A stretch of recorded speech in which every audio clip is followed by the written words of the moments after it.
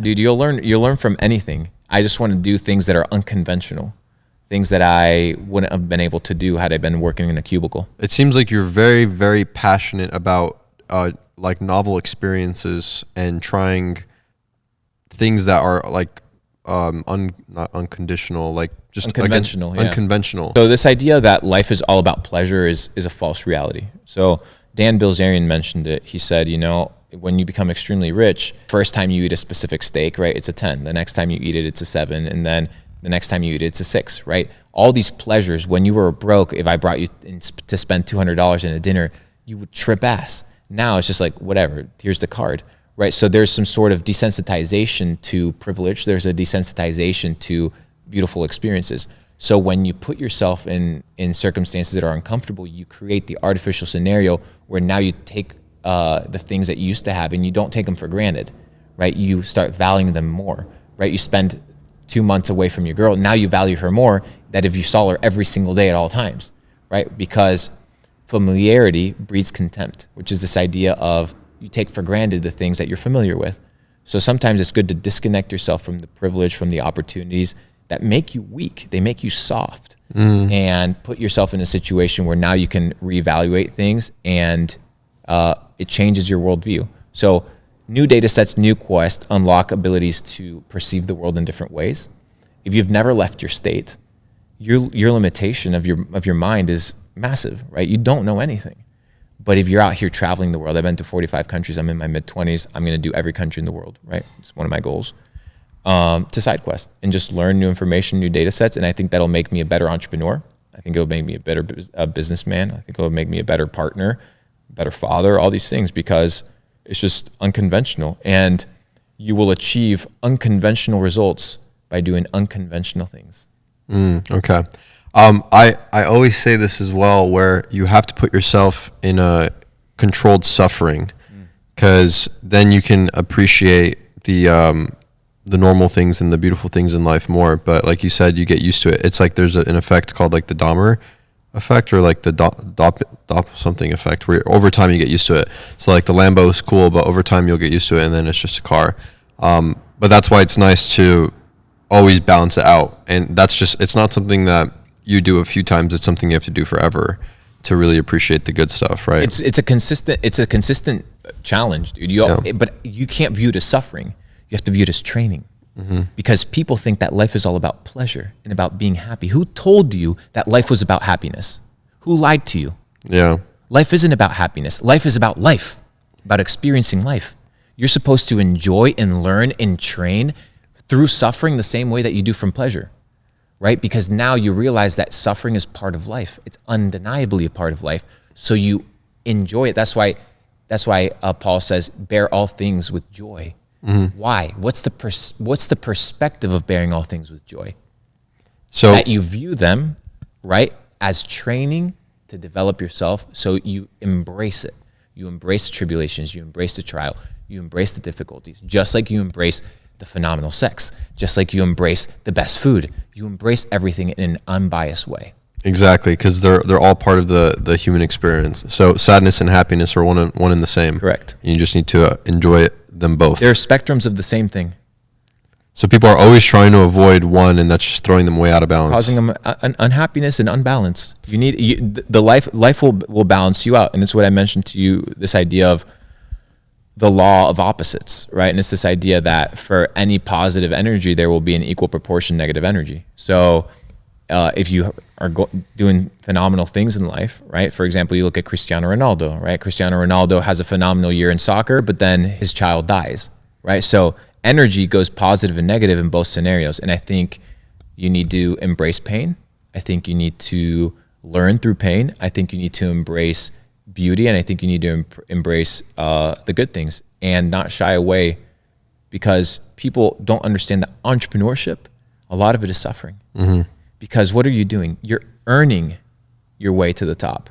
You have to earn your freedom. You have to earn your success. You have to earn your stripes. And I think that there's pain that needs to be inflicted in order for you to earn those things. Nothing beautiful comes without pain. I agree. Now, you mentioned to me that you wanted to wait to have kids. When do you want to wait? How long do you want to wait to have kids? Till I'm ready to be a father full time. I'm not in the business of giving my children to the institution. I'm in the business of raising my own. You don't think you're ready? Why? Because I have a lot of things that I have yet to accomplish. Like in what? order to, I have financial goals, I have physical goals, I have relational goals, I have network goals, I have mind goals. Like I want to become a certain type of man. Because, dude, when I have kids, I'm done working. Like they will be my full-time job. Raising them will be my full-time job. The reason people's kids end up fucked up, dude, think about the day-to-day relationship between a father and a child.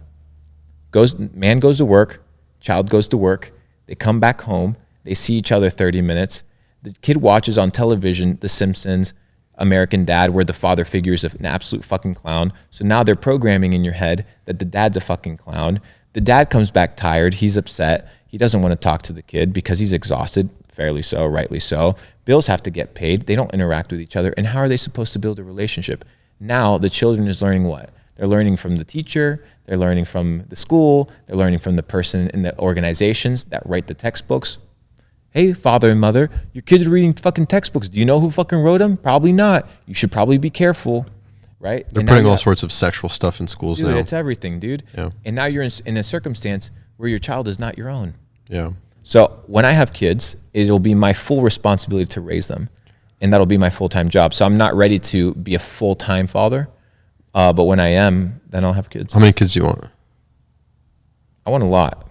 I want like 10.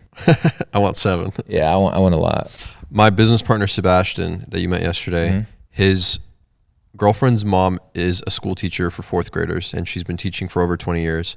And she said to him, they were talking, that she's noticed in the last 5 years particularly that the young boys have gotten very, very emotional and very like women, very feminine. Yeah, and like back in the day, and you probably remember this too, even in 4th grade, there was like the one dude that was like the jock, like the high T dude that was always like kind of pushing everyone around and like just like the jockey guy that you knew would play football in high school. I mean, even in high school, there's easy ways to track all of that. And a lot of it has to do with food. A lot of it has to do with the estrogen that people are consuming. A lot of it has to do with just honestly food because it's fucking people up. Yeah.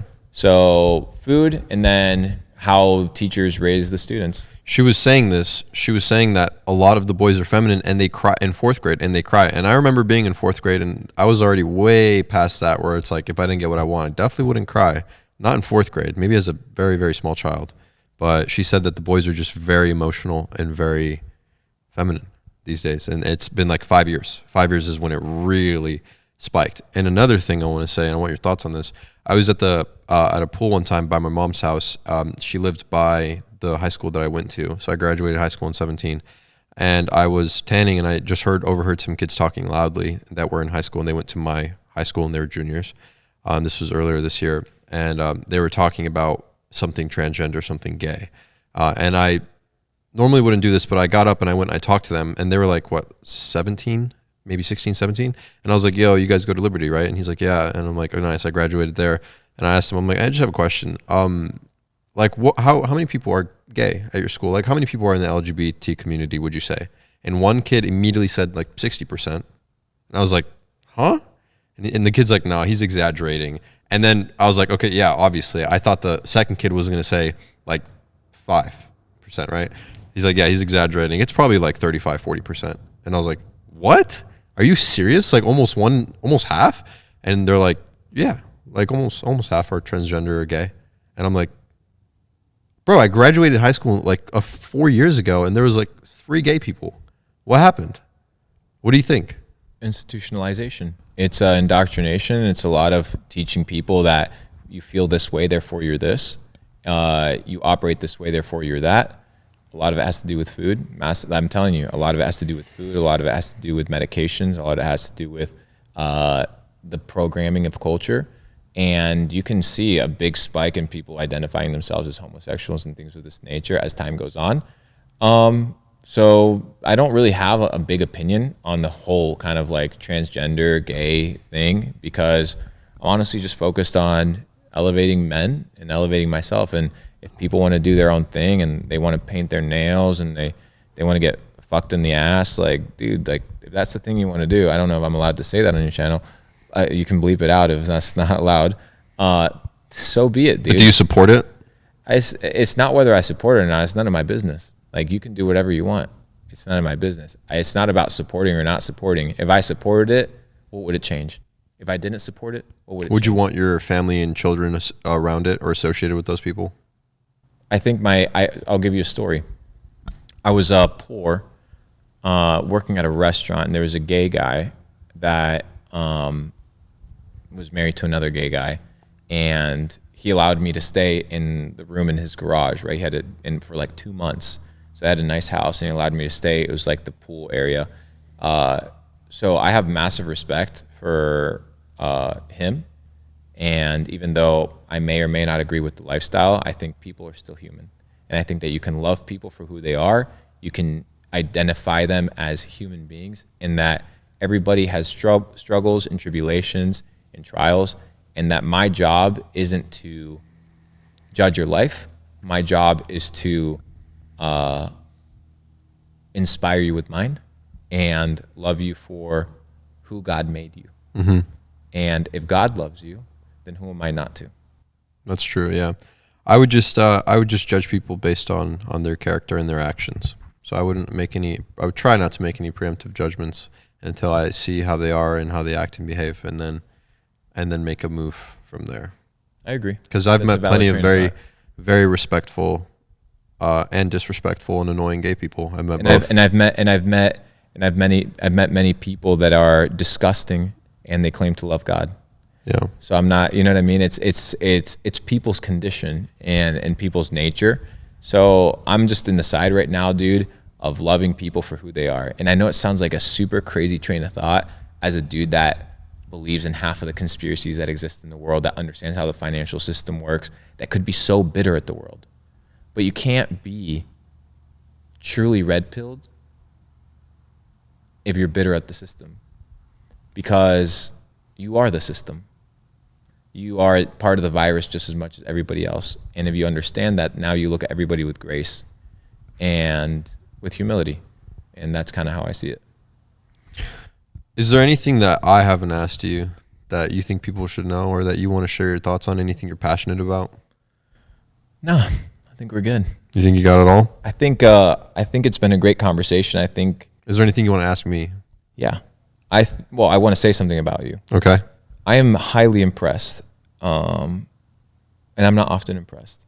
I'm highly impressed by the way that you think. I'm highly impressed by what you've achieved.